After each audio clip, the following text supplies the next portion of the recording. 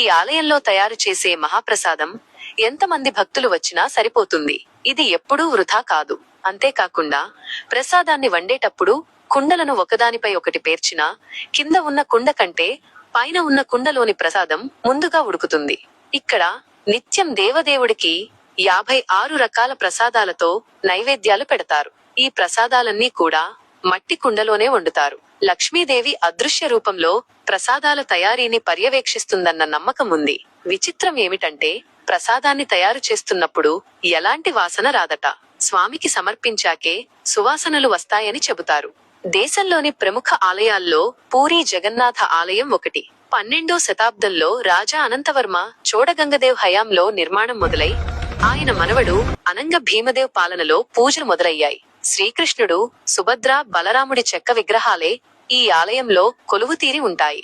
విష్ణు భక్తులకు ఇదే అత్యంత పవిత్రమైన క్షేత్రం. ఆలయంలోని విగ్రహాలు చెక్కతో తయారు చేయబడతాయి. వీటిని ప్రతి 8, 12 లేదా 19 సంవత్సరాలకు ఒకసారి నబకళేబర అనే రహస్య ఆచారంలో భాగంగా కొత్త విగ్రహాలతో మారుస్తారు. ఈ ప్రక్రియ చాలా గోప్యంగా జరుగుతుంది. జగన్నాథుని దర్శించుకుంటే జన్మ జన్మల పాపాలు పోతాయన్నది భక్తుల విశ్వాసం. రోజు కొన్ని వేల మంది భక్తులు శ్రీక్షేత్రాన్ని సందర్శిస్తారు. కంటెంట్ నచ్చితే సబ్స్క్రైబ్ చేసి లైక్ చేయండి.